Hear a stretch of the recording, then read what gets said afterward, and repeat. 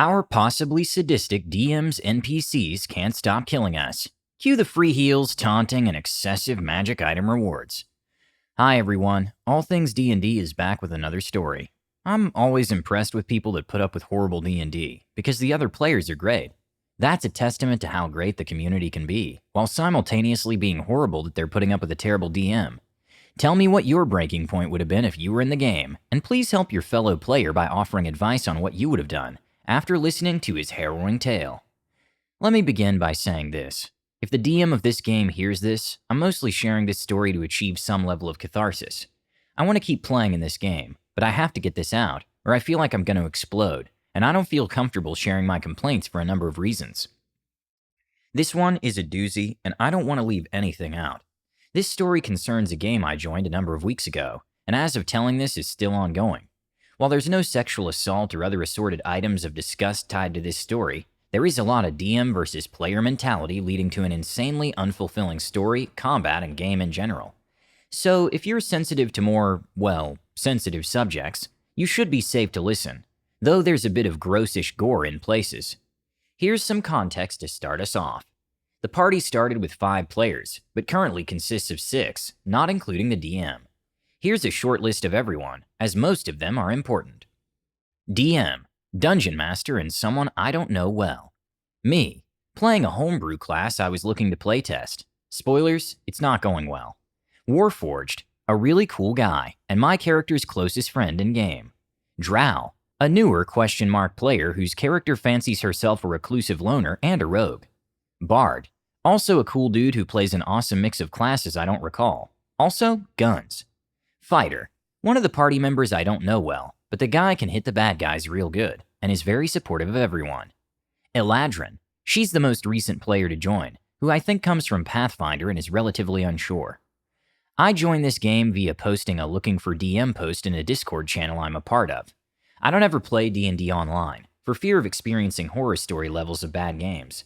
Since I've been stuck DMing only as of late, I decided to lift my personal ban on the idea and reach out.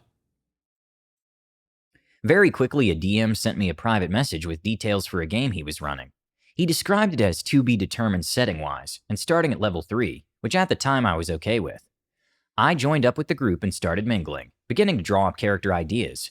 During one of the early talks, I mentioned that I was working on homebrewing a class, and needed to playtest it at some point. I think this was brought up because someone mentioned a similar ability to something I'd written. The DM interjected that he'd be cool with me playing the class for testing during this campaign. This worried me because it was highly odd, and I was worried about it being overpowered, so I assured him I had plenty of other ideas, and playing my homebrew wasn't necessary.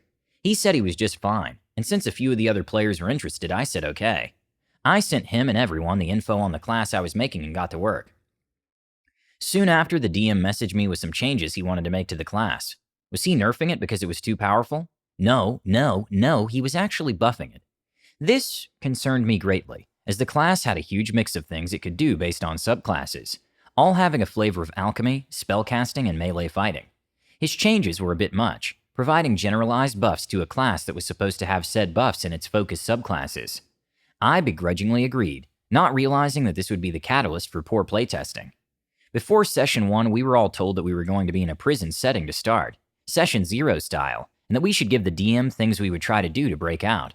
All of this was in service of getting us info to help us later. I won't bore you with all the details of this, but my character found out some things that essentially told us that escape attempts were pretty much out of the question. Guards couldn't be charmed due to a magical link. We were in a floating prison near the stratosphere, I think, so a perimeter breakout was going to be very hard or near impossible. The best thing that I got out of it was learning where our starting equipment was stashed, and 6 temporary HP from being put to sleep. During the first session, I learned that the other players found some great things, including an amulet that protected the wearer from psychic effects. Oh well, I guess I just picked some wrong stuff for my escape attempts. Session 1 rolled around and almost instantly 2 new prisoners were delivered to our cell. We've got a Roll20 game going, so everyone's got tokens and everything. Without much time to talk to them, suddenly the building starts to shake, and one of them turns into a tentacled mind flayer-like creature, though I can't remember what it was if it was mentioned. It's hard to tell what's homebrewed in this campaign sometimes. We had to fight it off with our bare hands, which takes a bit. Once that's all done, in walks Drow, dragging a very naive-looking man with her, toting around all our gear. So much for my knowledge. She's apparently tricking this guy into helping us by acting into him, and the entire party goes with it, cracking jokes and having a great time. We then enter the next room, and we're beset by 8-ish creatures I can't recognize.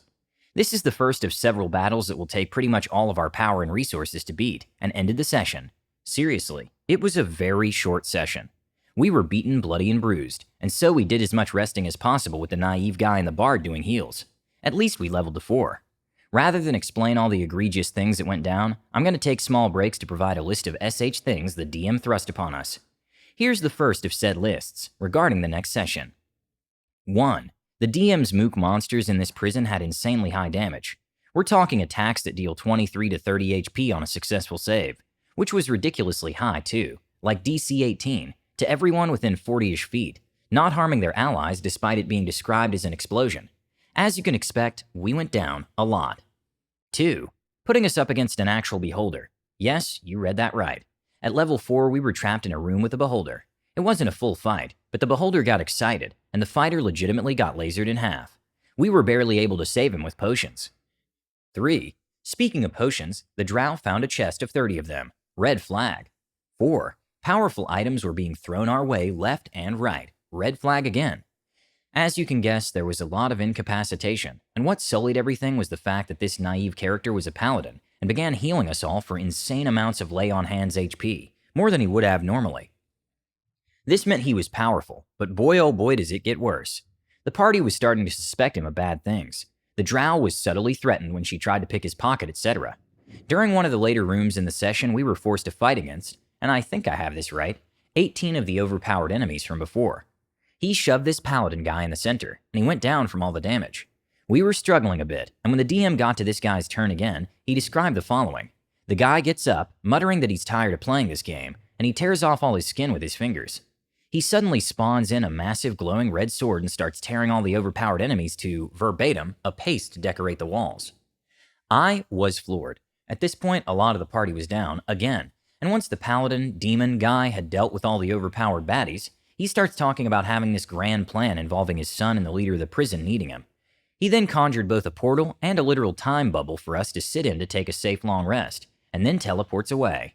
This obviously left a sour taste in my mouth, but I took the rest and we ended the session there with what was admittedly good party banner in the bubble, and some off RP and a text chat about playing a game of dice for some gold.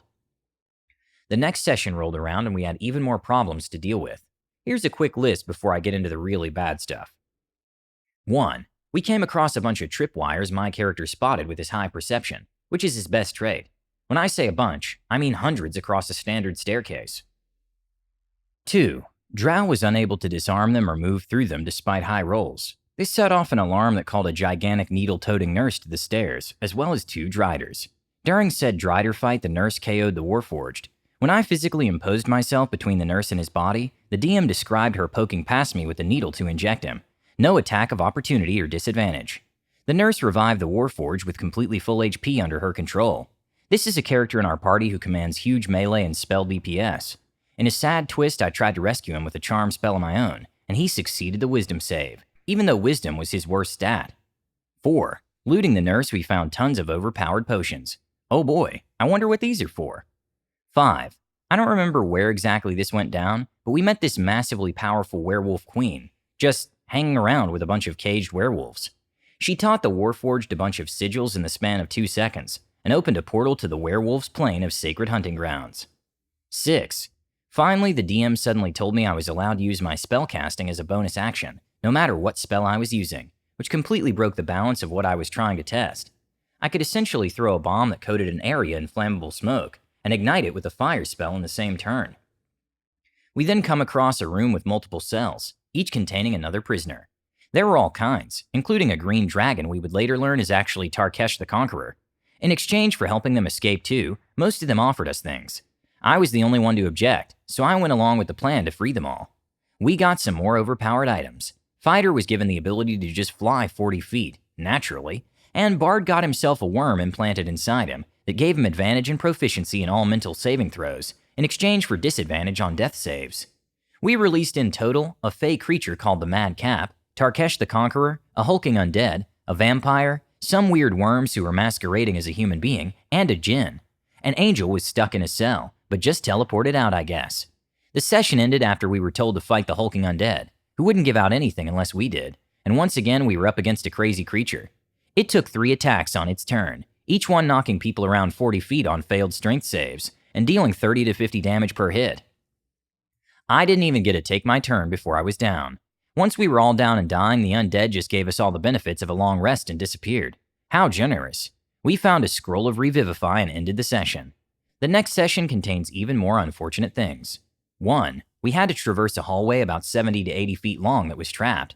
Of course, the traps did 15 to 30 damage to characters that succeeded to save while inside them. 2. The fighter had to miss this session's start, so the DM forced that undead guy from before to take him to some pocket dimension. We were down a man, but the DM left us the undead guy to help us, because sure, that makes sense. 3. Right after the trap hallway was a room full of baddies, including a dragonborn that used some kind of, and I quote, homebrew hemomancy the DM used for a character at some point in the past. Of course, he deals insane damage and takes forever to kill. 4. During a tense moment in that fight, I tried to draw the guy's attention to me to let my party heal. I had yet to be fully hit by anything the guy threw at me, besides half damage from saves. In response to my taunt attempt, the DM actually laughed and declared that everybody had to make a con save. We literally all went down thanks to some AoE blood spell the guy used during my turn that dealt around 50 damage, and my character actually died on his next turn. Thanks, DM. The Warforged, in response to the last bit, and while the Hemomancer was distracted with the freshly returned fighter, used our only Revivify scroll to bring me back from the dead. We lopped the guy's head off, all dying and pretty much out of everything, and the DM declared that his head reattached and a Phase 2 began. More insufferable combat later and we finally won. In the next room we found 3 Revivify scrolls. Ugh. End session, and by now we leveled up to around 7. At this point I felt like I needed to confirm that I wasn't alone in my thoughts. I hadn't imagined the other players had been having issues, since no one had spoken up, but I had side-chatted another player after that session with the Dragonborn. I mentioned how unfair the game felt towards us. Without going into too much detail on it, we ended up agreeing that all of this kill the party just to revive them stuff was really annoying, disheartening, and took us out of the game. But we liked the party, so we'd stick it out for a while. The next session was when Eladrin joined. We found her character stuck in a tube, and she treated us with genuine suspicion. We assured her that as long as she wasn't trying to murder us to death, she was cool and could escape with us. In the same room, we found a journal describing all of us as children of the Dark Star, meaning that we were destined to cause disasters. Great. In the next room, we found orbs that showed us all the things we had released. No joke, we had just caused a number of calamities. The undead guy had brought some warriors back to life and was raising Baldur's Gate. The dragon and werewolf queen were fighting and burning villages and jungles. The vampire had caused a complete takeover of Waterdeep too, and the Fey creature was in the process of killing all the Fey. Finally, the angel creature was calling a bunch of similar creatures down and straight up burning entire cities full of innocents. It was at this point that I lost any suspension of disbelief and hope for the campaign's story. The stakes are so comically high that unless there's some Deus Ex Machina stuff to reset all of it, and I'm sure there will be, we've just doomed the entire world. To top it all off, the session wrapped up with us having to fight shadow clones of ourselves. Once we stumbled our way through that fight, I was told by the DM that I could add all the currently available level features from another of my test subclasses to my character, free. This didn't make sense at all for my character backstory-wise, but that's not the point.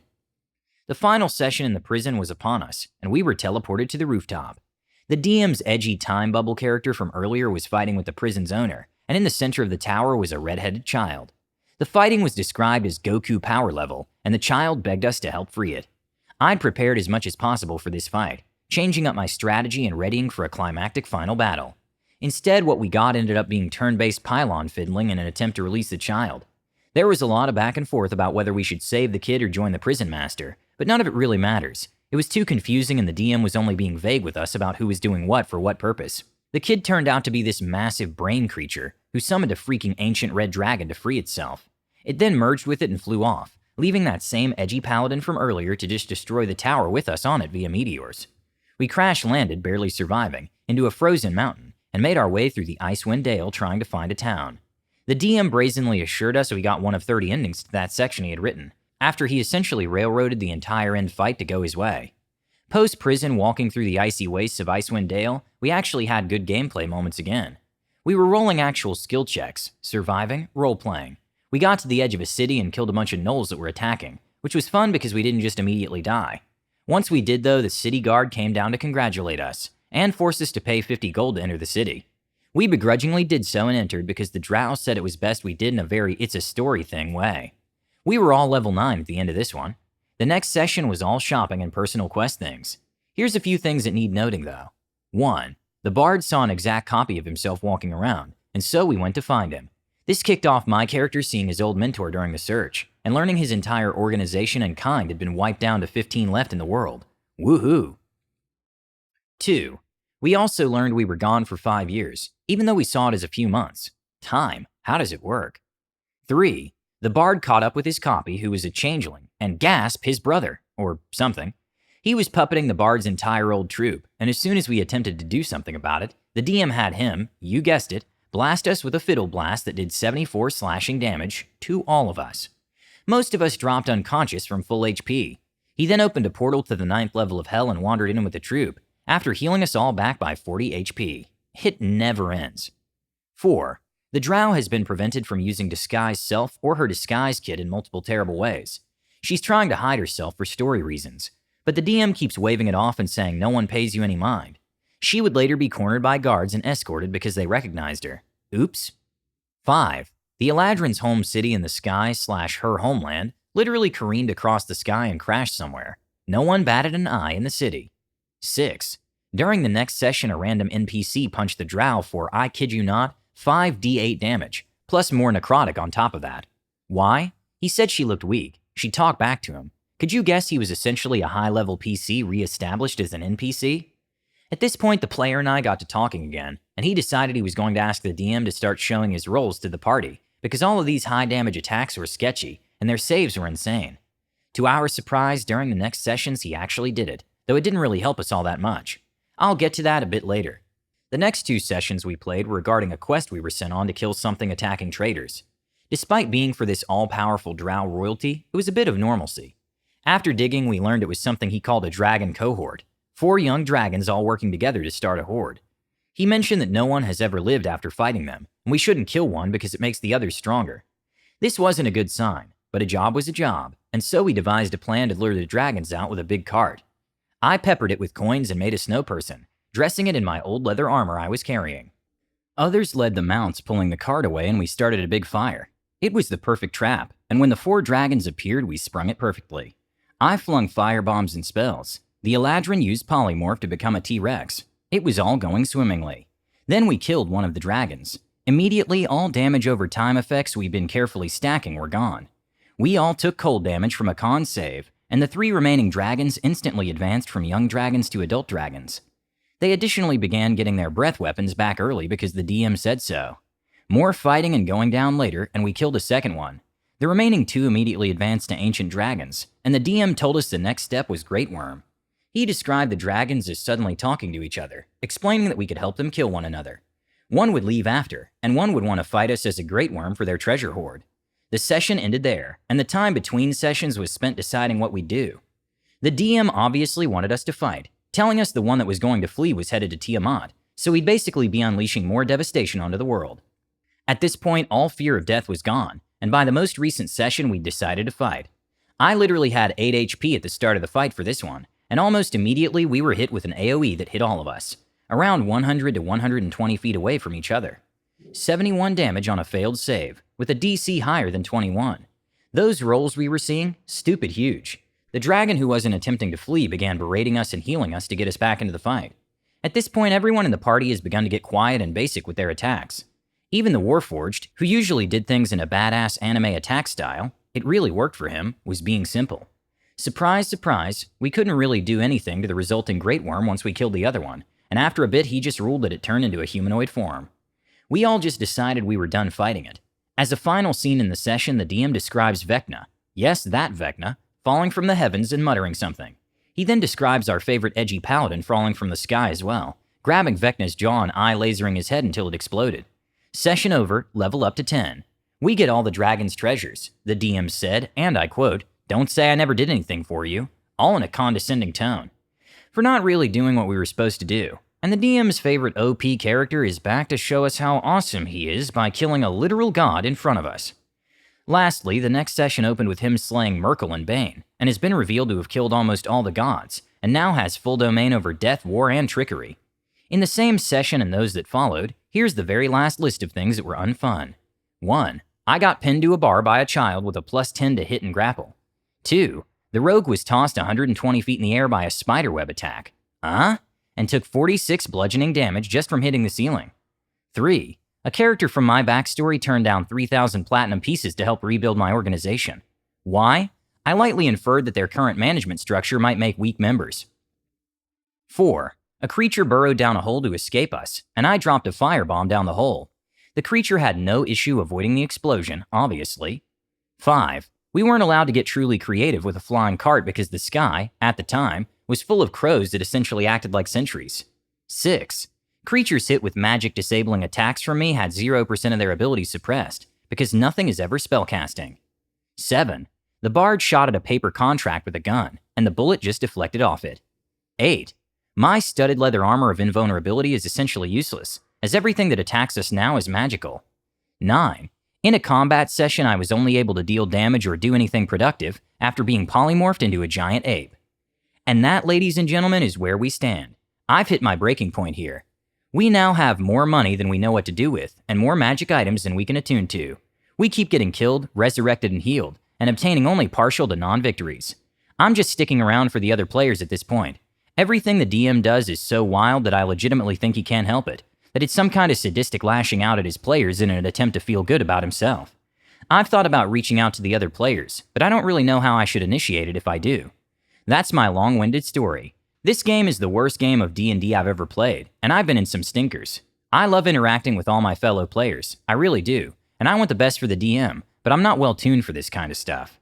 I don't do confrontation very well, and making others unhappy is generally something that makes my insides churn if I found out I facilitated it. I think the biggest loss for me on this is the fact that my homebrew isn't being properly tested, just buffed over and over in failed attempts to put me on level with his monsters and bosses. If anyone has advice, I'm willing to hear it, because I don't want my one foray into online D&D with strangers to be this horrid. Please just quit and bring the other players with you. This is the most torturous game of D&D I've ever heard of. The DM has literally marked off every single thing you shouldn't do as a DM with the exception of being a creep. My advice is to walk away and never look back. Please let us know what you think and comment below. Don't forget to subscribe to our channel, All Things D&D. Our videos are posted every 5 days, so stay tuned for more amazing Dungeons & Dragons content.